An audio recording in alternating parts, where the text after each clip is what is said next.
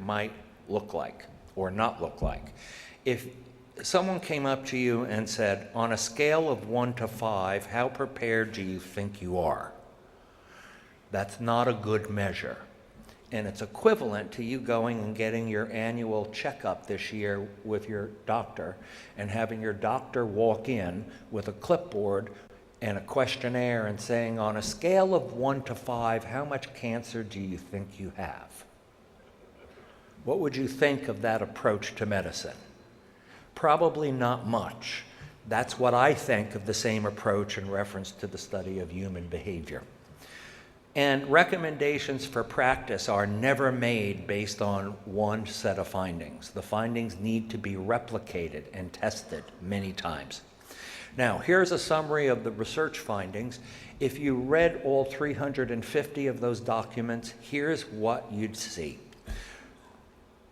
By the way, I should tell you that all these lessons were learned piecemeal, and we really lacked, at one point in time, clear evidence about what was most important and what was least important.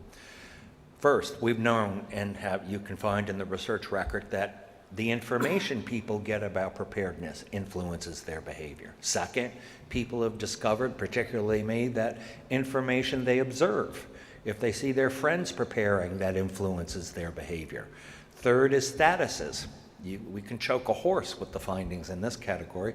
People of certain incomes, educations, occupational prestige, age, races, gender, ethnicity, etc., correlate with whether people get ready or not. The roles people are in, if you have children and you have a family and you're responsible for other people, that makes you sometimes more inclined to get ready. Your experience. If you've experienced something, you're more inclined to get prepared than if you haven't. Whether you believe the information that's being received, the knowledge that you have in your head, your perceived risk. If you perceive no risk, people have concluded you're not likely to get ready. If you perceive that the actions you might take to prepare enhances your ability to deal with an event should one occur. And last, milling. And milling really influences all human behavior. Nobody does anything until they check it out with other people. That's basically what that means. And you see what your neighbors and others are doing. Now, what was missing in all that soup is clear knowledge about what's most important and what isn't.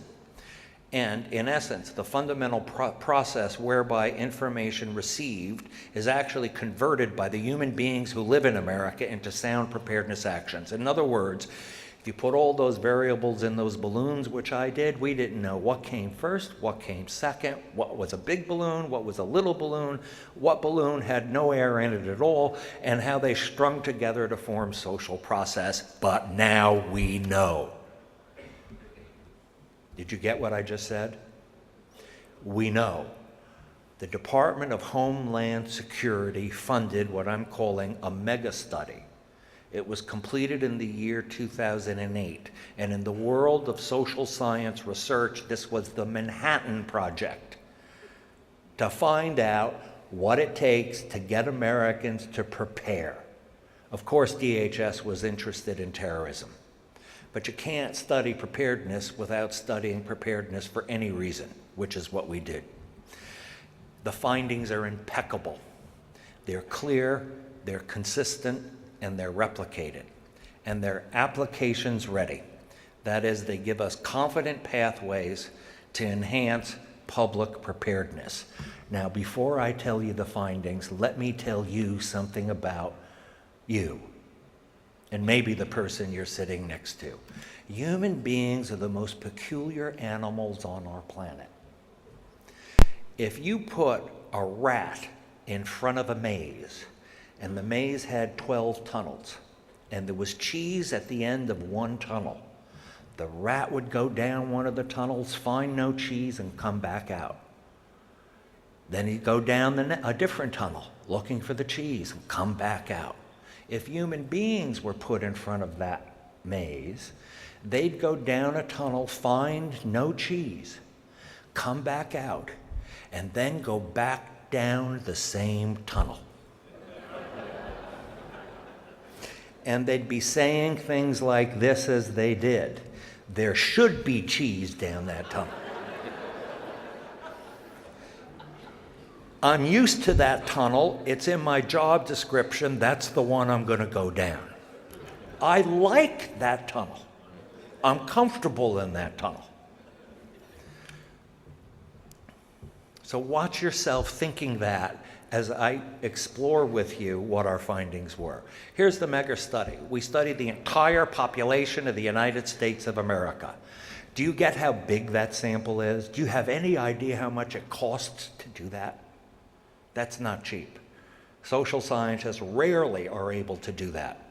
In addition to that, we oversampled New York City, Washington, D.C., and Los Angeles, so we could deal with that data as if they were unique. And we oversampled different racial and ethnic groups: whites, Hispanics, African Americans, Asians, and Pacific Islanders, and other. We correlated all those factors I talked to you about a little bit ago with all the preparedness actions I talked to you about a little bit ago. Guess what we found? Absolutely the same thing everyone else has ever found. We have established that men and women are different.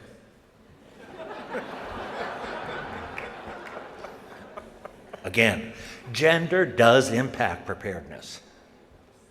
Found the identical findings. So all those balloons should be in the literature. However, here's what we did next. We modeled the social process. Our goal was to identify key factors and processes that motivate the public to take preparedness actions. Our approach was to begin with examining all the factors that have ever been found to correlate with public action taking, to use an analysis approach informed by theory, and this is where we begin acting like scientists rather than pollsters. Not that there's anything wrong with pollsters, they're just not taking this kind of approach. And our goal was to end up with a short list of key factors and how they relate to form human process. We constructed models. That's what a social scientific model looks like. We call that a saturated model. All the different variables that anyone ever found or put in the model, all the different relationships that could come in a sequence of causal paths are in there. And we estimated the model using statistics. In case you wanted to know what social science looks like, that's it. You really have to be into statistics. And from those things, we can conclude what really matters and what doesn't. Among all the factors that we found, which replicated what everyone else ever found about what correlates with human behavior. Now, we had breakthrough results. First of all, our findings were consistent.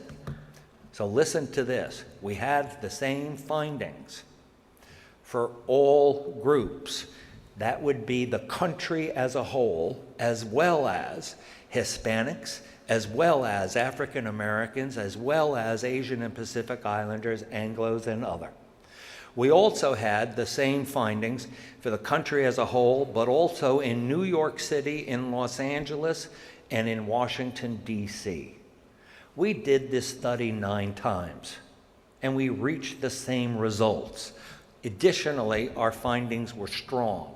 We explained as much of the variance, that means being able to predict human behavior, as is possible in the social and behavioral sciences, and that's around 40%. If you're an engineer, you wouldn't be happy with 40%, but for a social scientist, that's as good as it gets. Now, our findings can be summarized in one slide.